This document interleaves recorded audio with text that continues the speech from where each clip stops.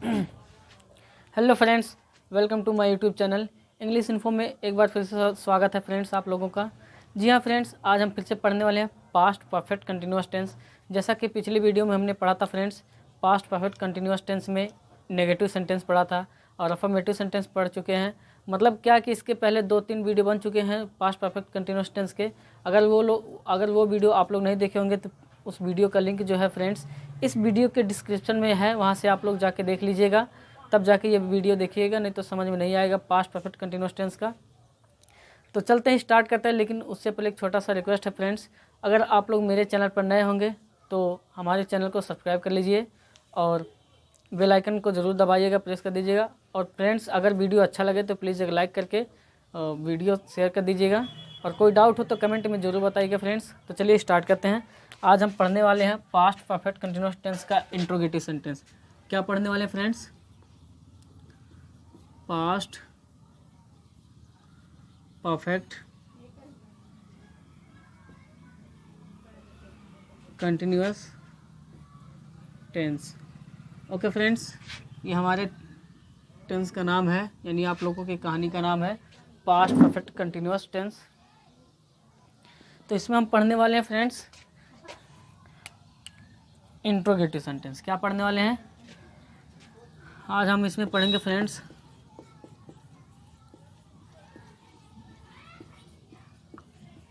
Interrogative sentence. Interrogative का मतलब होता है फ्रेंड्स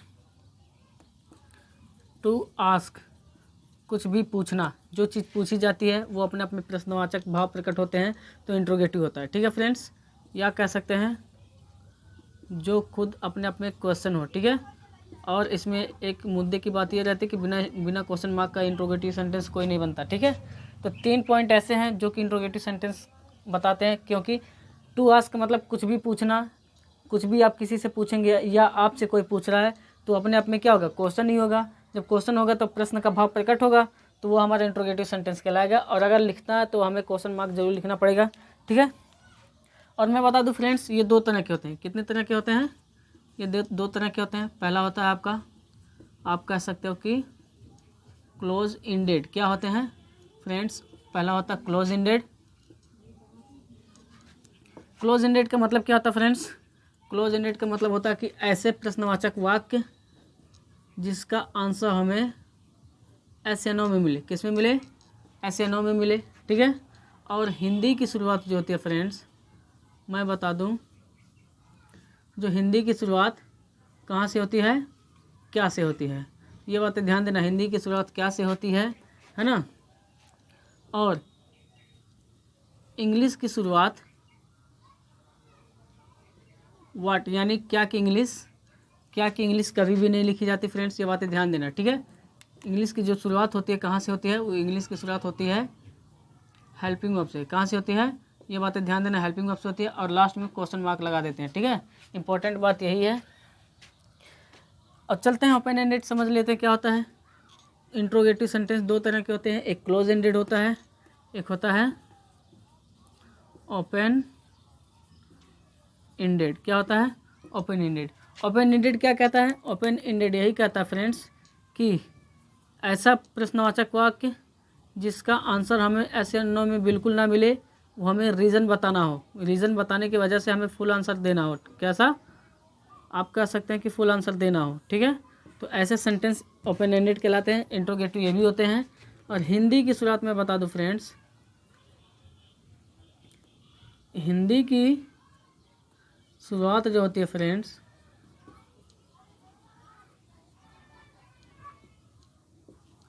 कहीं से भी हो,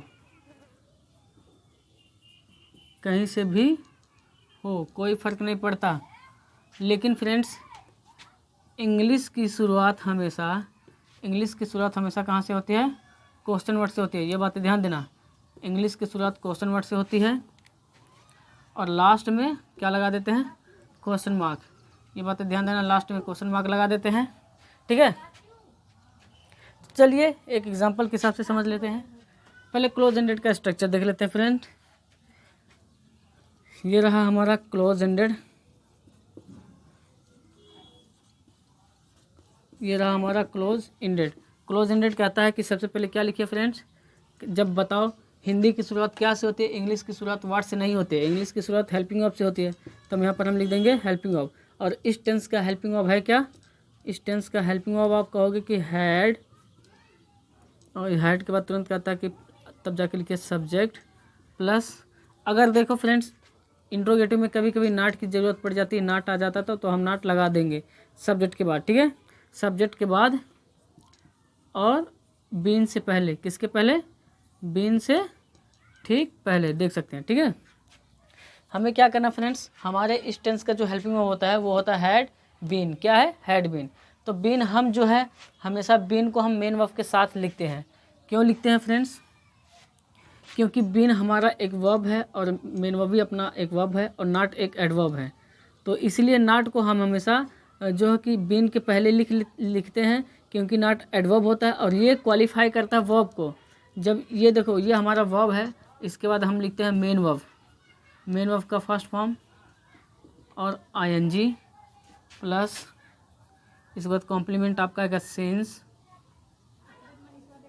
सिंस फॉर, ठीक है फ्रेंड्स, सिंस फॉर करने के बाद प्लस टाइम और लास्ट में फ्रेंड्स क्वेश्चन मार्क। ये बात ध्यान देना कि लास्ट में आपका क्या होना चाहिए, क्वेश्चन मार्क। ओके, देखिए आपका बीन भी एक वर्ब है और ये भी आपका एक वर्ब है ना।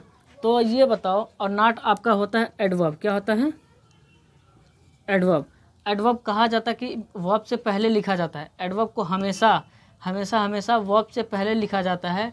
क्यों, क्योंकि एडवर्ब जो है वर्ब को क्वालिफाई करता है, मतलब एडवर्ब वर्ब की विशेषताएं बताता है, इसलिए फ्रेंड्स एडवर्ब हमेशा वर्ब से पहले लिखा जाता है, नाट इसीलिए यहाँ पे पहले लिखा गया है। नहीं तो देखिए इस टेंस का जो हेल्पिंग वर्ब होता है वो होता है हैड बीन, राइट। आप लोग कहोगे कि इस टेंस का हेल्पिंग वर्ब हैड बीन, तो जहाँ जहाँ हेल्पिंग वर्ब हैड जाएगा वहीं वहीं बीन भी जाना चाहिए, जाना चाहिए ना। इसका मतलब यहाँ आप ऐसे भी लिख सकते थे, हैड बीन यहाँ कर सकते थे, ये बीन उठा के यहाँ लगा सकते थे, लेकिन हमने नहीं लगाया। क्यों नहीं लगाया, क्योंकि फ्रेंड्स ये आपका वर्ब होता है, वर्ब के साथ में ही रहता है, ठीक है, इसलिए हम हैड के साथ में इसको नहीं लगाया, ठीक है।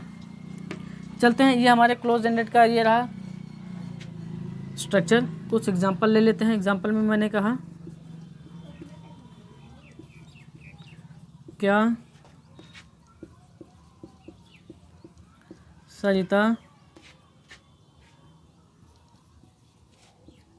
एक हफ्ते से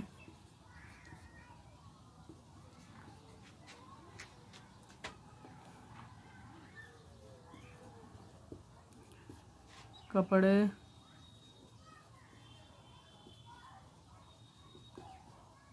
क्या सरिता एक हफ्ते से कपड़े धो रही थी।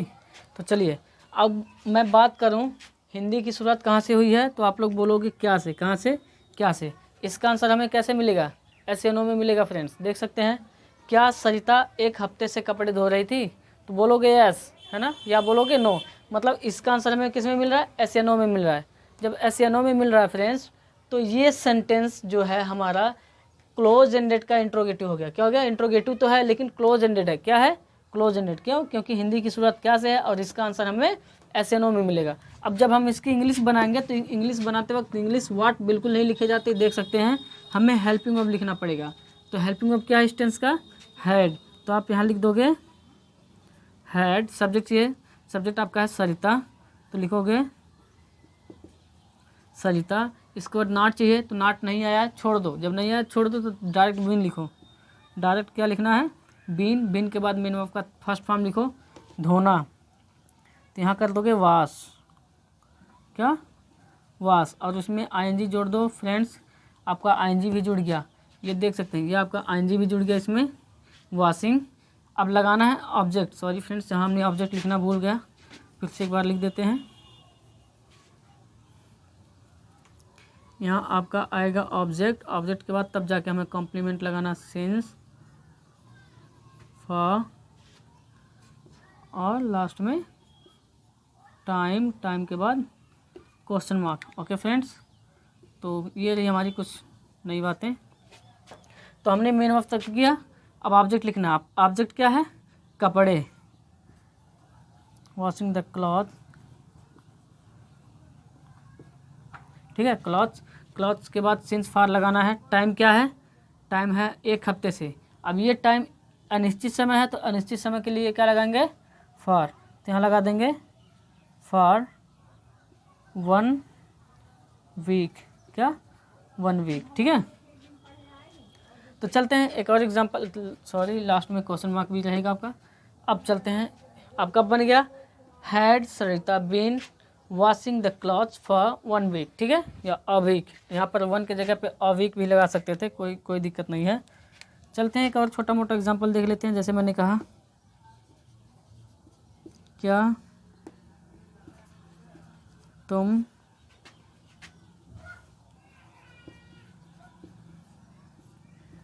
बाजार से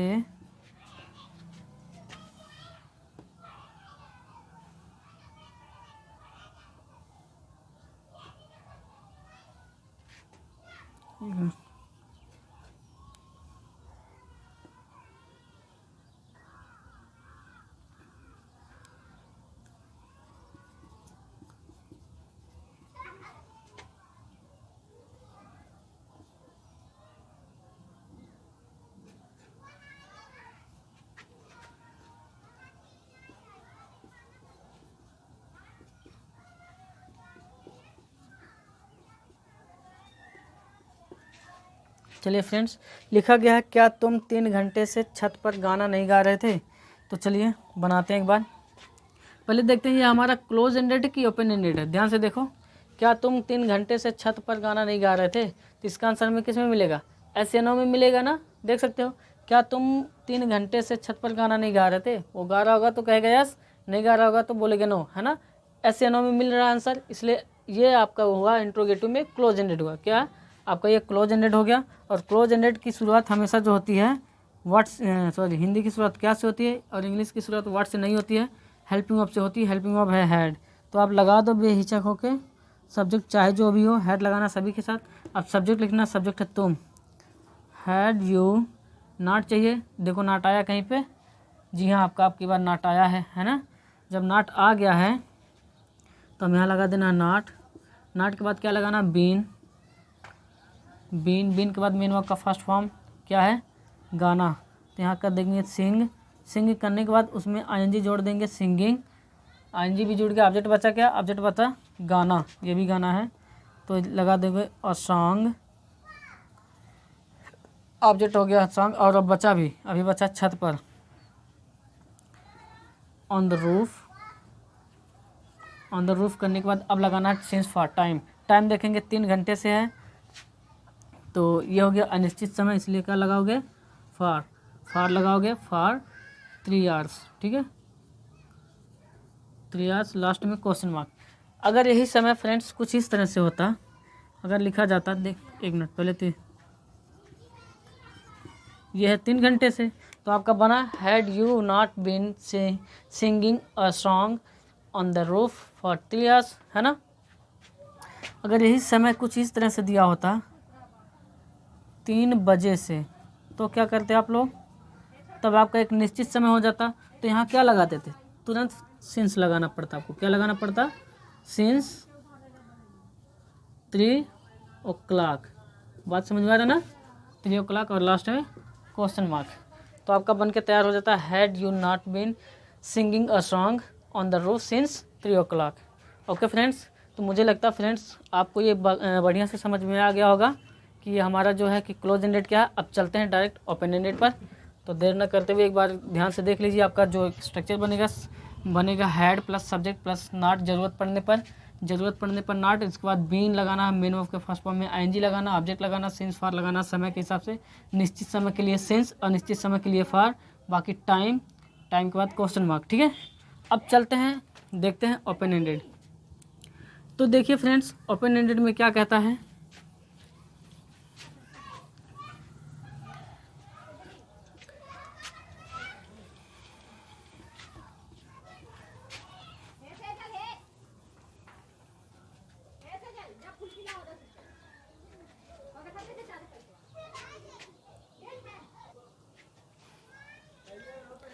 तो फ्रेंड्स ये रहा हमारा ओपन एंडेड। ओपन एंडेड में क्या कहता है फ्रेंड्स, ओपन एंडेड में कहता है कि देखिए फ्रेंड्स, जो अभी क्लोज एंडेड पढ़े हो ना, क्लोज एंडेड जो पढ़े हो, बता रहे हैं फ्रेंड्स, ये रहा हमारा क्वेश्चन वर्ड। क्या रहा? ओपन एंडेड हमेशा क्वेश्चन वर्ड से लिखी, हिंदी की इंग्लिश की शुरुआत क्वेश्चन वर्ड से होती है। यहाँ हमने बताया हिंदी की शुरुआत कहीं से हो कोई फ़र्क नहीं पड़ता, लेकिन इंग्लिश की शुरुआत हमेशा क्वेश्चन वर्ड से होती है। तो क्वेश्चन वर्ड हमने पहले लिखा।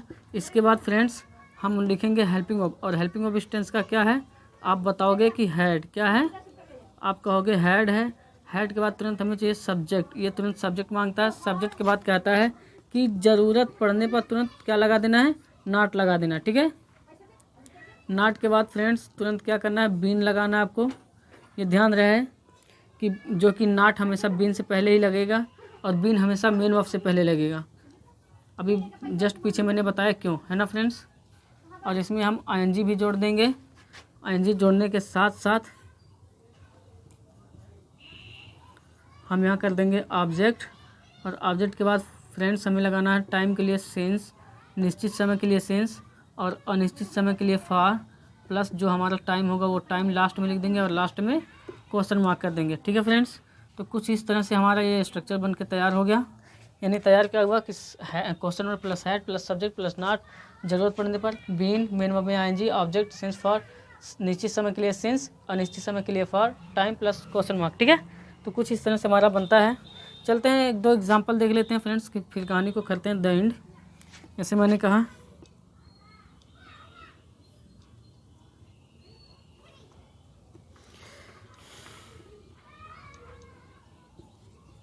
वह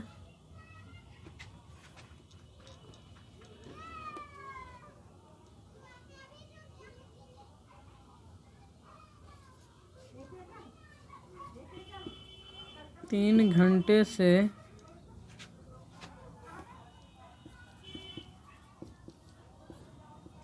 बाजार में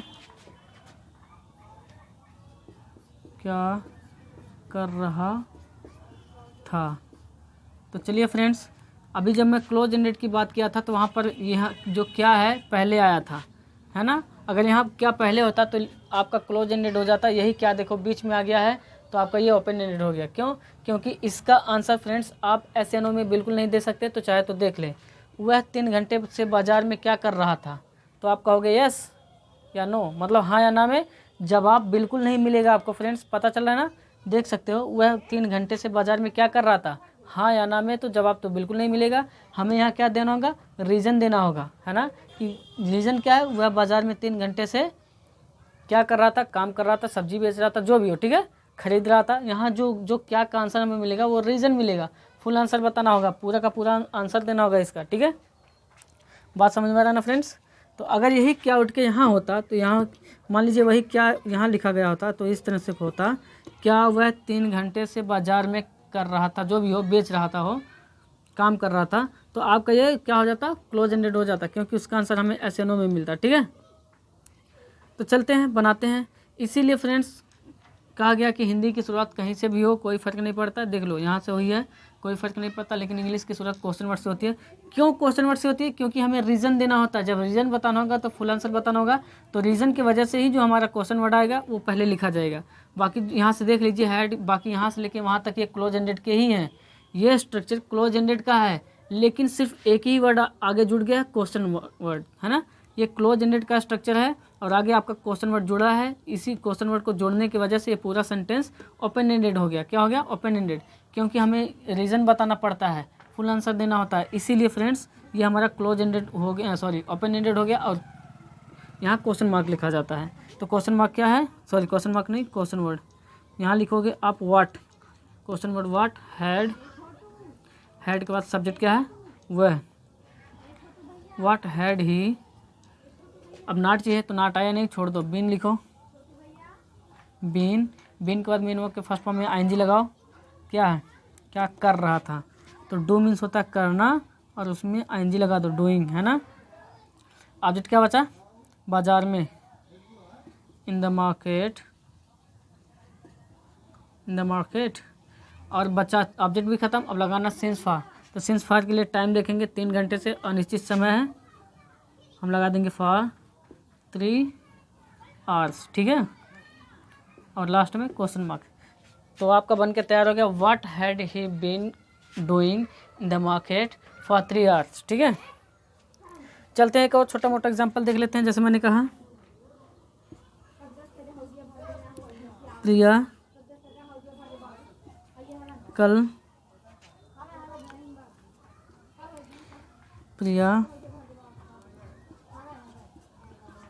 सोमवार से स्कूल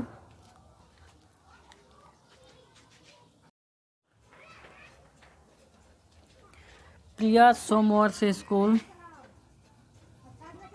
क्यों नहीं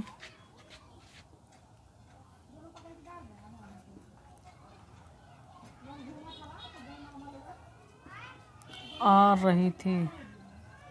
तो फ्रेंड्स आपका एक सेंटेंस है, प्रिया सोमवार से स्कूल क्यों नहीं आ रही थी। तो यहाँ पर हम देखेंगे ये हमारा क्लोज एंडेड है कि ओपन एंडेड, एक बार देख के बताइए। लिखा गया प्रिया सोमवार से स्कूल क्यों नहीं आ रही थी, तो इसका आंसर हम एस या नो में तो बिल्कुल नहीं दे पाएंगे। इसका मतलब ये हमारा सेंटेंस क्लोज एंडेड नहीं हुआ। प्रिया सोमवार से स्कूल क्यों नहीं आ रही थी, इसका आंसर हमें रीज़न देना होगा। क्या बताना होगा, रीज़न देना होगा। जब रीज़न बताना होगा तो फुल आंसर अपने आप हो जाएगा। फुल आंसर बताना होगा कि हाँ प्रिया स्कूल बीमार थी इसीलिए नहीं आ रही थी। बात समझ में आ रहा है ना। तो रीज़न की वजह से फुल आंसर हो गया, तो इसका मतलब ये हमारा सेंटेंस ओपन एंडेड हो गया। स्ट्रक्चर कहते हैं कि क्वेश्चन वर्ड लिखो, इसी की वजह से हमें जो है क्वेश्चन वर्ड लिखना पड़ता है आगे। बाकी जो क्लोज एंडेड का ही है, तो यहाँ क्वेश्चन वर्ड है क्यों, तो यहाँ लिख देंगे, आप लिखेंगे वाई, वाई के बाद हैड, हेड के बाद फ्रेंड्स सब्जेक्ट, सब्जेक्ट क्या है प्रिया, तो आप लगा दोगे प्रिया। प्रिया के बाद नाट चाहिए, तो आपका नाट भी आया देख सकते हो। आपके बाद नाट लगा दो, नाट। नाट के बाद हमें चाहिए बीन, हमने लगाया बीन। बीन के बाद मेन वर्ब का फर्स्ट फॉर्म में आईएनजी, मेन वर्ब क्या कम, COME, तो ई हटाकर हम आईएनजी लगा देंगे, कमिंग। कमिंग के बाद ऑब्जेक्ट क्या बचा, सोमवार से school, coming to school. School करने के बाद फ्रेंड्स ऑब्जेक्ट स्कूल हो गया।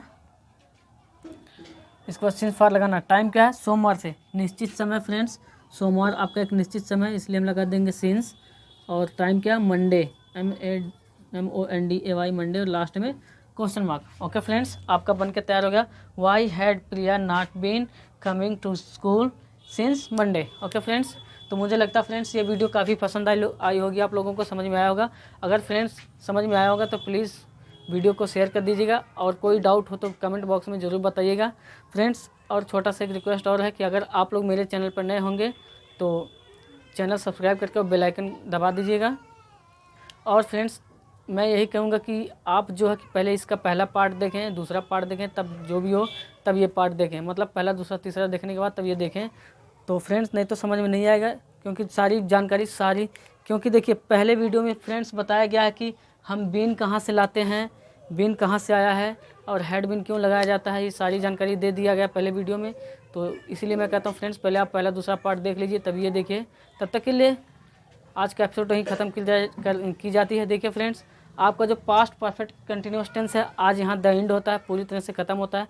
अगले वीडियो में हम फ्यूचर का सभी टेंस कवर करेंगे, फ्यूचर के जितने भी टेंस है सभी कवर करेंगे। तो तब तक के लिए bye bye, take care friends, thank you so much for watching.